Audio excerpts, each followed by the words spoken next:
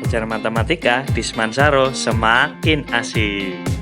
Assalamualaikum warahmatullahi wabarakatuh. Selamat berjumpa lagi di channel ini. Semoga apa yang akan Pak Anung sampaikan bisa membantu dalam memahami materi matematika. Tetap semangat dan selalu berusaha, karena matematika di Semansaro semakin asik. Assalamualaikum warahmatullahi wabarakatuh. Bertemu lagi pada matematika wajib kelas 11, yang mana kemarin kita sudah membahas tentang limit, pengertian dari limit fungsi. Nah, pada kesempatan kali ini kita akan belajar mengenai sifat-sifat dari limit dan cara menyelesaikannya. Yang pertama, kita akan belajar sifat-sifat limit fungsinya. Ketika kita memiliki limit X mendekati A dari K itu, maka nilainya adalah K. K itu adalah konstanta. Jadi saya contohkan, misalkan saya punya limit X mendekati 3 dari 10, maka hasilnya berapa? Iya, hasilnya adalah 10. Jadi kalau konstanta ya hasilnya tetap konstanta.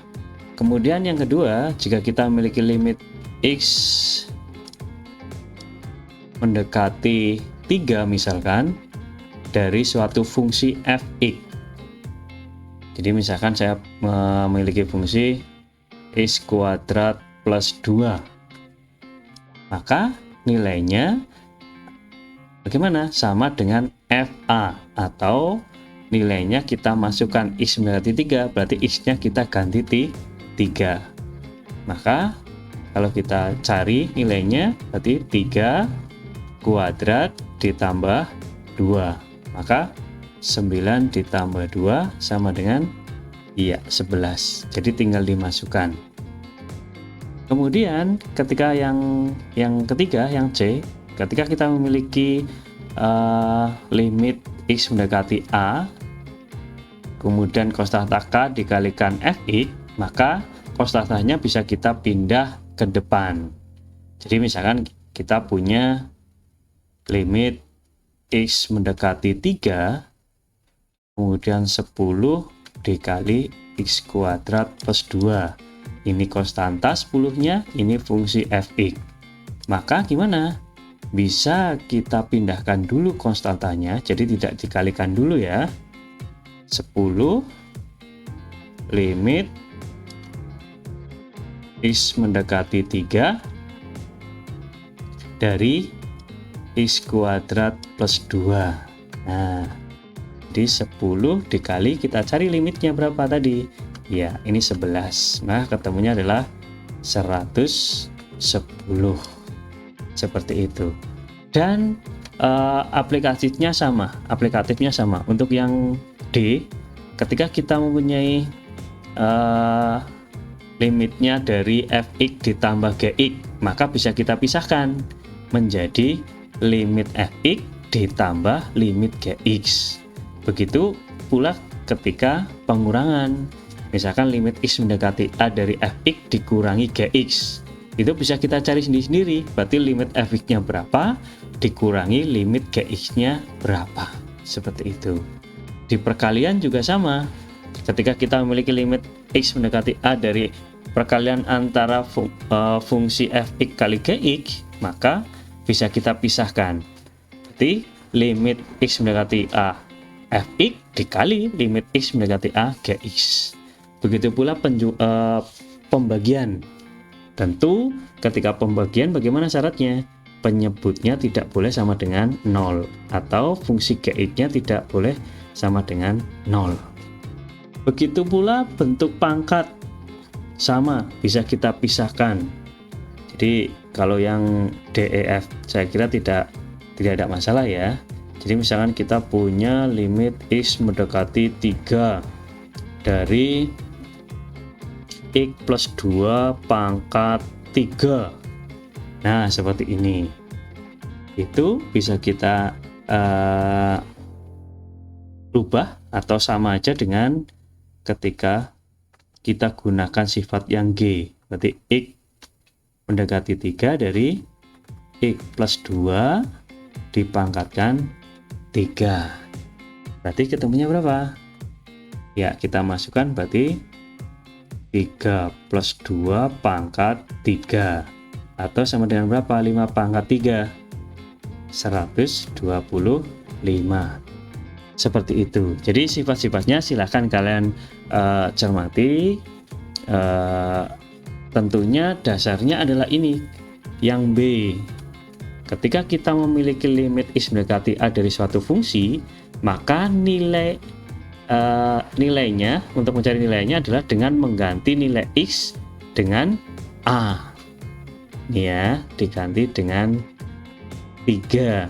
Mendekati berapa? Mendekati 2, berarti X-nya diganti 2. Mendekati 4, berarti X-nya diganti 4, dan seterusnya.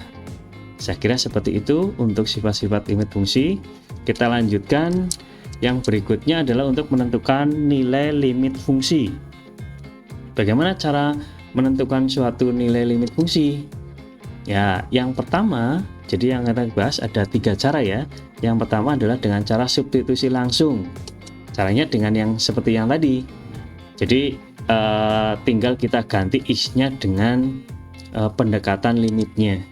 Jadi contohnya di situ kita punya limit X mendekati 4 dari fungsinya adalah X kuadrat min 2X plus 4. Maka gimana?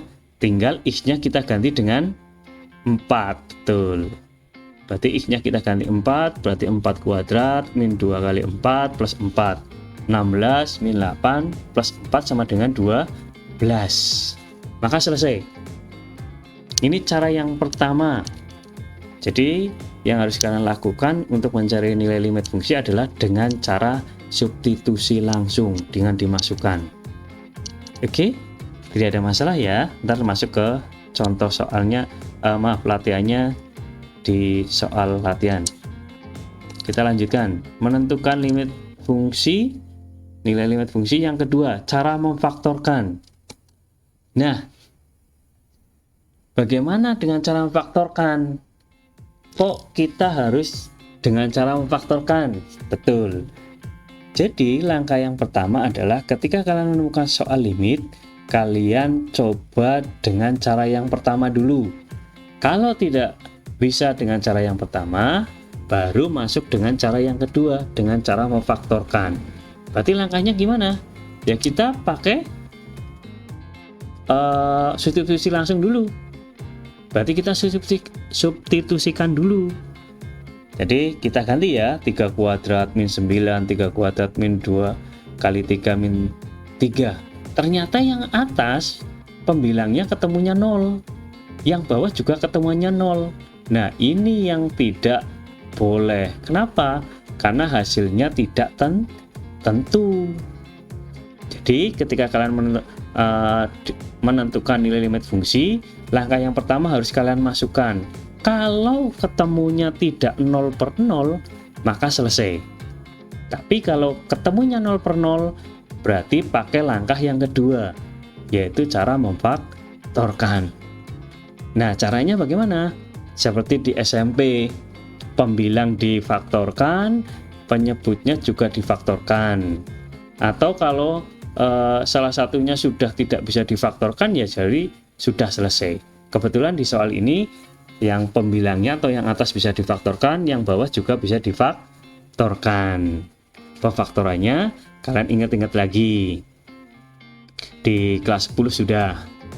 Nah, perhatikan cara setelah kalian faktorkan. Maka bagaimana? Iya, kalau ada bentuk seperti ini, masih ingat kuadrat sempurna ya. Berarti yang satunya negatif, satunya positif. X min 3 dikali X plus 3. Kalian ingat-ingat, kalau X mendekati 3, berarti harus ada faktor yang menyebabkan 0. Yang menyebabkan 0 apa? Ya X min 3. Maka yang atas harus ada X min 3, yang bawah juga harus ada X min 3. Kalau sini X mendekati 4 Pak, berarti gimana? Iya, harus ada faktor x min 4 dan yang bawah juga x min 4. Silahkan kalian cermati, pelajari kalau limit. Oh, berarti pasti Pak. Kalau sini x mendekati 3, sini x min 3, x min 3. Iya. Kalau ini x mendekati 1, berarti x min 1, x min 1. Silahkan.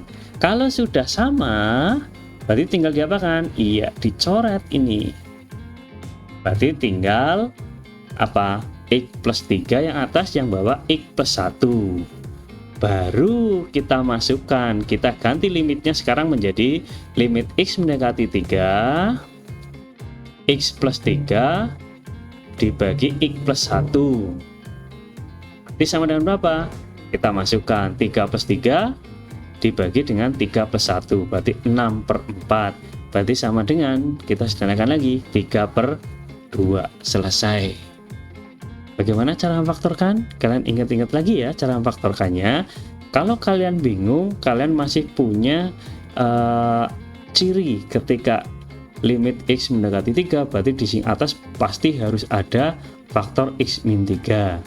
Yang bawah juga harus ada faktor x min 3. Kalau kalian ngecek, ya tinggal kalikan lagi, ketemunya sama nggak dengan yang depannya. Oke. Saya kira seperti itu untuk yang cara yang kedua, memfaktorkan. Nah, yang perlu kalian ingat ya Pak, urutannya adalah dengan cara yang pertama. Kalau ketemunya 0/0, berarti pakai cara yang kedua. Nah, cara yang terakhir, ini tentunya bentuknya ketika kalian menemukan limit bentuk akar. Limit bentuk akar, berarti caranya adalah dengan mengalihkan bentuk sekawannya. Masih ingat ya bentuk sekawannya yang ada akarnya. Nah, bagaimana langkahnya? Langkahnya sama. Ketika kalian menemukan limit bentuknya akar, langkah yang pertama harus kalian lakukan apa? Sama, lakukan dengan substitusi langsung. Nah, cara yang pertama kalian gunakan itu. Kalau ketemunya nggak 0/0, berarti selesai. Tapi kalau ketemunya 0/0, maka kita menggunakan cara yang ketiga. Contoh di sini, kita punya limit x mendekati 25. Berarti x kuadrat min 25x dibagi akar x min 5. Berarti langkah yang pertama kita masukkan dengan substitusi langsung. Ternyata ketika kita masukkan, yang atas ketemunya 0, yang bawah juga ketemunya 0. Maka hasilnya tak tentu. Sehingga kita harus menggunakan cara yang ketiga dengan cara mengalihkan bentuk sekawannya. Nah, tadi kita memiliki bentuk akar x min 5 yang penyebutnya yang bawah ya, akar x min 5. Berarti sekawannya adalah akar x plus 5. Ya, kalau sini negatif, sini berarti positif. Begitu kebalikannya. Ketika sini positif, sini sekawannya jadi negatif. Tinggal kita kalikan. Perkalian sekawan yang bawah, kalian ingat-ingat, berarti bentuk kuadrat sempurna. Berarti tinggal yang depan dikuadratkan, dikurangi, yang belakang dikuadratkan. Ini udah pasti rumusnya ya, masih ingat ya, di kelas 10 juga sudah pernah merasionalkan bentuk akar. Nah, tinggal kita kalikan, yang atas kita kalikan x kuadrat dikali akar x, kayak gitu ya. Atau kalian kalikan biasa, kemudian yang bawah menjadi x min 25, kayak gitu. Akar x dikuadratkan berarti x, 5 kuadrat berarti 25. Nah, maaf, yang atas ini kalian tidak usah mengalihkan karena tentunya ini akan dengan cara pemfaktoran. Berarti biarkan saja kalau sudah bentuknya perkalian. Tinggal yang mana yang masih bisa difaktorkan. Berarti yang depan yang kita faktorkan. Sama-sama punya x, berarti kita keluar x-nya. Ya apa enggak? Sini keluar x, ini yang ini x kuadrat juga keluar x, berarti x dikali x min 2 25 dikali yang belakang aja, akar X plus 5. Nah, maka akan ketemu faktor yang sama. Kalau belum ketemu, belum ada yang sama gimana? Ya harus kita samakan. Bisa dikalikan dengan min 1 biar sama misalkan gitu. Maka kalau sudah sama gimana? Tinggal kita ya coret atau hilangkan. Maka ketemunya tinggal X dikali dengan akar X plus 5. Nah, setelah seperti ini ada yang sudah dihilangkan, berarti tinggal kita masukkan nilai pendekatannya, atau X-nya kita ganti 25. Berarti X-nya 25 dikali akar 25 ditambah 5. Berarti ketemunya 25 dikali 5 ditambah 5. Berarti 25 kali 10 ketemunya 250. Paham ya? Jadi sekali lagi Pak Anu ulangi, untuk menentukan nilai limit fungsi ada 3 cara. Jadi cara yang pertama dengan substitusi langsung, itu kalian gunakan semuanya untuk menyelesaikan limit fungsi. Tetapi ketika cara pertama kok ketemunya 0/0, maka baru kita gunakan cara yang kedua atau yang ketiga. Nah, ciri menggunakan cara yang ketiga adalah limitnya bentuk akar, pasti menggunakan cara yang ketiga. Seperti itu ya poinnya. Silahkan kalian cermati,